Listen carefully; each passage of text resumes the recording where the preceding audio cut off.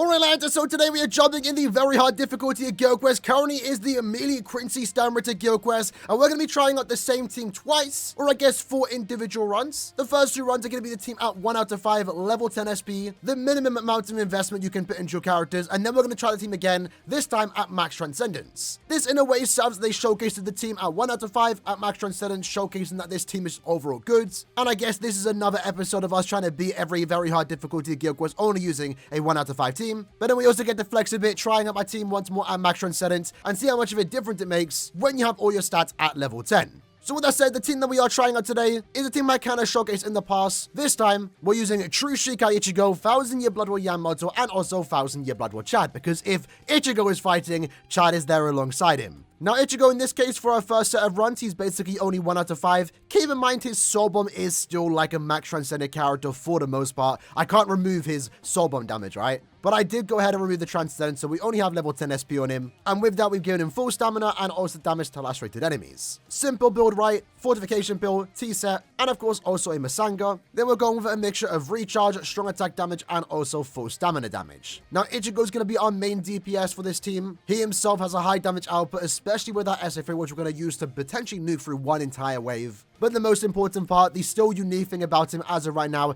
is that he does have an increased chance to inflict stat augment against any Soripa and Quincy. So that means, for the most part, against all 5 bosses, we're going to be applying weakening and also lacerate, allowing us to do more damage, but also stopping them from doing damage to us, because if they are lacerated, the enemies can't attack us. Yamamoto is going to be our second character, an additional support, because this week, to be fair, doesn't have much good characters besides like these 3. But Yamamoto is still a pretty good damage character since he does have Frenzy +1. A decent berserker value, but most importantly, when he does inflict a stat augment, he does get an 80% SP boost. Build is the exact same when it comes to him, and again links are a mixture of recharge, full stamina, and also strong attack damage. Once more, only level 10 SP, with full stamina and damage to lacerated enemies as bonus abilities. Our third character is going to be Chad. He's going to be our team booster, while at the same time being a potential consistent normal attack damage character, picking up the scraps when we all have wasted our strong attacks. He's here to most importantly boost our team, but he himself can do a decent amount of damage when he is using his normal attacks. In his case, because he is a NAD character, we are going with Golden Chappy Hollow Bait with a free normal attack damage soul trait. Since we should clear the quest relatively fast, as long as we clear in like 25 seconds, the boost isn't going to wear up. But even if it does, it's fine, because our main DPS characters here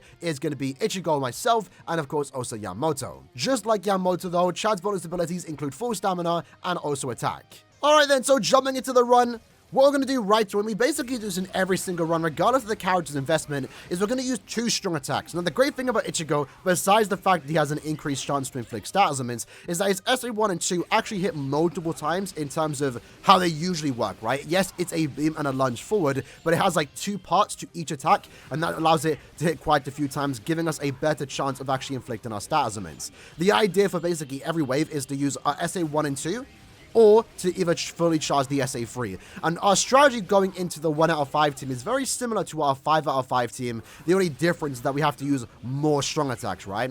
Now, in this case, I chose to Soul Bomb the 4th boss. That felt appropriate at the time. Sometimes you gotta wing it. And then we did have our SA3 fully charged up, inflicted the lacerate and weaken against Candice. And despite the final boss being a speed character, and keep in mind, we have 2 power characters in our team, we were still able to clear relatively fast for a 1 out of 5 team, right? 31 seconds. If we were to give our characters focus slot, we could potentially push that up to 40 seconds. Honestly, a really respectable clear time for a 1 out of 5 team, but that was only our first run. But I guess jumping into the second run, I feel like we did a lot better here, more so with maybe the better chance of inflicting weakening. Maybe we just got luckier. Either way, we did our SA2 in 1. Yamamoto followed up 2. If Yama can get an SP boost, it's going to be a lot more ideal. In this case, he was actually fortunate enough to inflict the stat augment, and we're going through the first 2 waves within like the first 15 or so seconds. In this case against Basby, I don't think I inflicted a stat augment. We got kind of unlucky there, but lucky for us, it was the technique boss, so Yama was able to do most of the damage there. There was one boss to get unlucky on with the stat augment procs. It is definitely, or wants to be,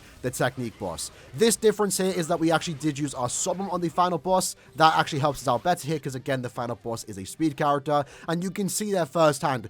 Luckily for us, we can inflict lacerate, and that stops the enemies in Guild Quest from even doing normal attacks or even strong attacks, right? Because I don't think they actually use their normal attacks. So despite us not really having any crowd control, besides maybe Yamamoto's SA2, we were able to still stop the enemies from even attacking us, and it was also fortunate that this run, Candice was locked onto Ichigo, so she came down to me, and I just finished up with one strong attack. In this case, getting a 35-second clear. Honestly, a really good run once more for a 1 out of 5 team, but let's see what happens now when we add more Transcendence, level 10 SP, level 10 Focus, max Transcendence on Ichigo and also Yama. What's the difference looking like now? Alright then, so jumping into the max Transcendence showcase, what we're going to do straight away is use our SA2 into the SA1. The hope here, and where the resets happen, is that we need to inflict stat elements. If we do, it's 1-2 strong attacks is enough to take down each boss. The SA3, as you can see there, absolutely wiped out the second boss. That gives us enough time that our SA2 and 1 is back on the third boss. We then solve on the fourth boss with one strong attack,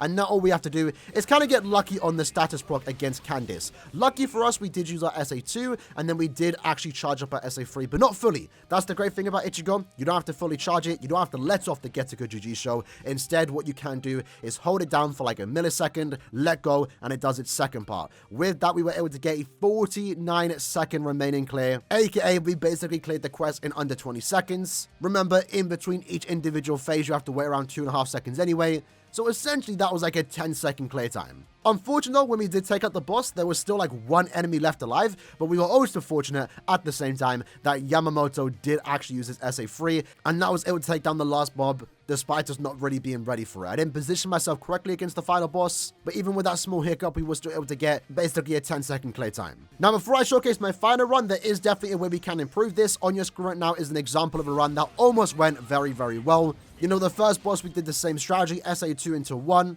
That gives us enough time as we charge up our SA3 in the second boss. For when the third boss comes around, our SA2 and 1 will be back. But the difference is that we actually killed the second boss before even letting off the Getsuga Jujisho. And that meant the second the third boss spawned in, we then used our Getsuga Jujisho and completely wiped out Bazby. And this would have been a really good run. Maybe I should have used my summon on the fourth boss. I was kind of hoping for it, inflicting stat elements here, and unfortunately didn't work out the best. I've yet to get a run where we can, you know, defeat the second boss while charging our SA3. If we can, and I can get lucky RNG on the maybe fourth boss, that's definitely a run where we could potentially get upwards to 54, 53 seconds remaining. But going back into our final run, in this case, it's very similar. You know, there's not much improvement we can do. The only difference here is that we have to get lucky with Yamamoto inflicting a stat element, maybe using a strong attack at the right time, and for us to inflict the stat element. But lucky for us too, again, Ichigo does have a very high chance of inflicting stat elements. In this case, I guess I was a tad bit lucky that Yamamoto finished up the boss without me needing to use our SA1, so we were able to straight soul bomb into the SA1, and then we were lucky enough here where we used our SA2 into the SA3 without fully charging it, and this time we didn't have any leftover mobs, so we went straight through the boss and were able to finish the quest. We're again around similar clear time, 49 seconds remaining. I'ma basically say 50 seconds. We were so close to getting a sub 50. I'ma just take it as a sub 50. I'ma round it up. I might as well, right? But either way, that's just the video for today. Quick showcase of a team that is right now probably the best team for this particular Guild Quest week. Ichigo just doing Ichigo things right. Trying that team at 1 out of 5, 5 out of 5, and of course paired with some pretty good characters. Yamamoto still being a great character despite him now not being, you know, the best lead for this Guild Quest week. You know, he's been a staple for these weeks ever since his introduction back in the 7th anniversary. He's now still a really good side, so it's nice to see that Yamamoto is still relatively holding up, right? Either way though, hope you guys enjoyed the video. See you guys next time. Take care and peace.